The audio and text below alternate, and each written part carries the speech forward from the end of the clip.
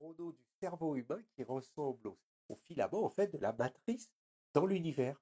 Hein. Ce qui est en haut est à l'image de ce qui est en bas. C'est pas moi qui l'ai dit ça non plus. Alors la question, c'est ne pourrions-nous pas communiquer entre ces réseaux, entre tous ces réseaux d'énergie, ce champ d'énergie qui connecte avec le tout? Mais il est également le récipient de l'univers dans toute sa totalité, ce que Max Planck appelait la matrice. Donc ce champ est un pont entre notre monde intérieur, si on peut dire cela, et notre monde extérieur, c'est la même chose. Et c'est la raison pour laquelle, eh bien, nos pensées, nos émotions, nos sentiments, nos prières qui viennent de notre cœur ont un effet sur notre monde extérieur. Donc, au final, eh bien, ce champ n'est qu'un miroir, on pourrait dire. Il reflète dans le monde qui nous entoure, en fait, ce que nous créons dans notre monde intérieur. C'est ce qui explique tout simplement les guérisons par imposition des mains, vous savez, les médecins comme ça, là, ou par la prière, et je vous en parlerai un petit peu plus loin dans le cours. Donc vous commencez, je l'espère, à faire la différence maintenant entre cette énergie chimique, hein, qui est vraiment très, très minuscule, et l'énergie cosmique. C'est pas du tout la même chose. Elle est partout dans le vide de l'univers. Pour créer notre vie, oui, vous entendez bien, nous avons le pouvoir de créer tout ce que nous désirons dans notre incarnation. Et ce n'est pas une blague d'ailleurs, c'est dans les ateliers du soi qu'on va voir ça, qu'on va apprendre tout cela. Comment créer ce que vous voulez pour vous? Nous allons devoir maintenant apprendre à parler le langage des émotions. Nous devons nous réapproprier en fait ce pouvoir de la prière. Nous devons lâcher nos résistances et puis toutes nos croyances limitantes. Nous devons apprendre, en fait, à penser maintenant avec le cœur, chaque instant, chaque jour. Ce que nous savons aujourd'hui, eh c'est que nous avons l'opportunité d'influencer ce champ d'une manière que nous commençons seulement à peine à comprendre. Hein. Cette magie se réalise grâce à notre âme à travers l'énergie du cœur. Et ce n'est pas un processus de pensée mentale, pas du tout. C'est l'âme agit.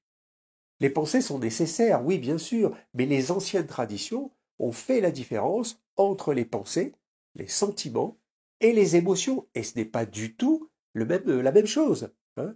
Et ce sont les sentiments, si vous voulez, basés dans le cœur, qui peuvent agir sur le monde extérieur. Nous savons que lorsque nous ressentons une émission d'amour, par exemple, une émission de compassion, de compréhension, de pardon même, eh bien nous changeons l'estime de soi. Oui. Cela produit un effet, un changement réel des champs électromagnétiques dans notre cœur, et ce sont ces sentiments, littéralement, qui changent la matière. Entendez la matière, la forme, si vous voulez, hein, dans notre monde, mais aussi à l'intérieur de notre corps. Le cœur humain est le champ électromagnétique le plus puissant de notre corps. Le cerveau aussi est puissant, hein, et il crée ce genre de champ, mais le cœur vibre bien plus fort que le cerveau. Il est mesuré aujourd'hui par la science avec une puissance 5000 fois plus forte, vibratoirement parlant, que le cerveau. Ce que la science nous prouve aujourd'hui. Aujourd'hui, c'est fait. Et elle nous démontre eh bien, que lorsque vous pouvez changer le champ dans lequel se trouve un atome, on va dire, alors vous pouvez changer cet atome. Et nous sommes faits d'atomes et de molécules d'atomes. Donc nous avons tous des sentiments dans notre cœur et nous changeons le champ qui connecte la matière dont tout est fait. Nous avons ce pouvoir. Alors ainsi, nous altérons littéralement eh bien, notre réalité physique d'une manière qui semble peut-être miraculeuse, hein, pour la science déjà occidentale, c'est sûr, mais même pour d'autres. Mais ceci est en fait le grand secret, hein, que l'on connaît, que tout le monde connaît, sauf nous, quoi. Voilà, on nous a jamais expliqué.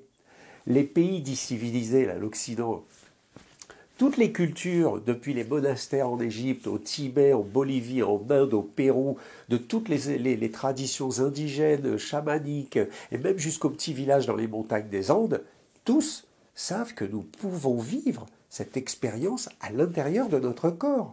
Ils savent tous comment ça se passe, sauf l'Occident. Et cette énergie influe sur le monde extérieur, hein, d'une façon ou d'une autre.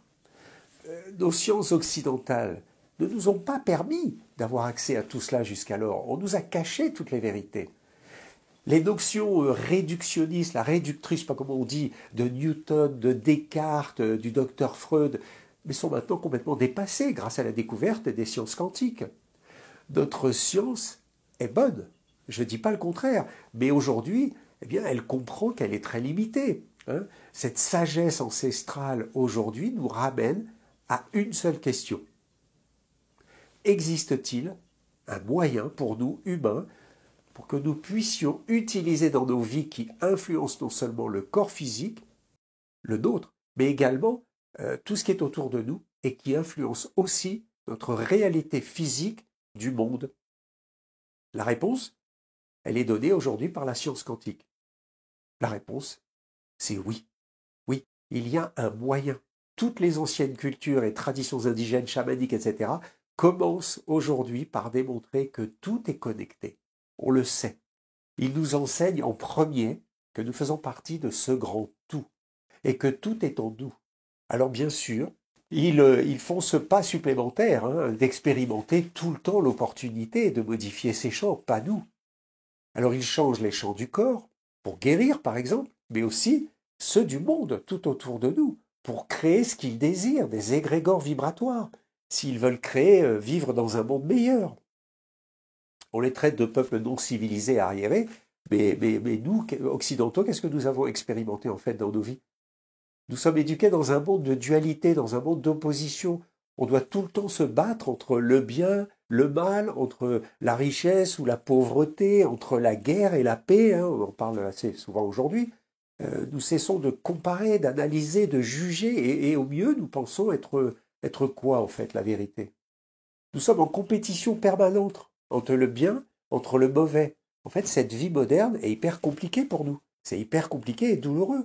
Cette vie soi-disant confortable et moderne, eh bien, est le commencement de tas de problèmes, car en fait, nous avons oublié que nous sommes le un, que nous n'avons pas besoin de lutter contre les autres pour être mieux dans notre vie. En fait, être le meilleur, le plus comme il faut, ça suffit de se souvenir que tout est un et que nous sommes dans le tout. Et comme cela, nous sommes connectés à tout, on n'a pas besoin de se comparer ou de faire la compétition. Et il nous appartient en fait de créer ce que nous voulons, plutôt que de lutter contre ce que nous ne voulons pas. Enfin, vous voyez le truc.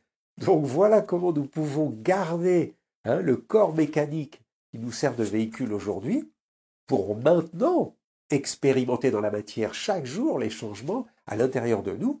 Nous avons un énorme pouvoir d'action sur tout ce qui nous entoure et au lieu de l'utiliser pour créer, nous subissons ce qui nous arrive. C'est juste ballot.